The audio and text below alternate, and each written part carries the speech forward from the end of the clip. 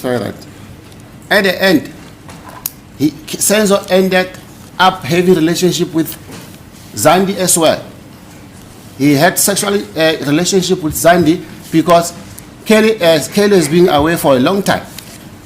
Kwaloyo fakazi ke uzoza azotshela inkantolo ke ukuthi egcineni ke kwase kwenzeka ke ukuthi uSenzo ase qhubeka esethandana ke naye ke uZandi futhi ke kwase elala kanye naye ke uZandi ngenxa yokuthi ke uKelly ebengekho isikhathi eside. Angeke ngakuphika lokho, angeke ngakuvuma because ngiyamazi uSenzo ubewathanda amantombazana. I would never deny that. I would never admit to that because I know that Senzo loved women.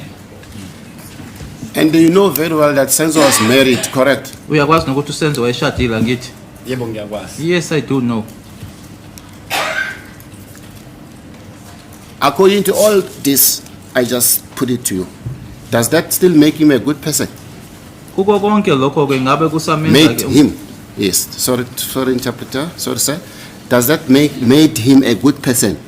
According to what I just said now. What is the relevance of Senzo's character? I mean, especially now that he's not there to defend himself.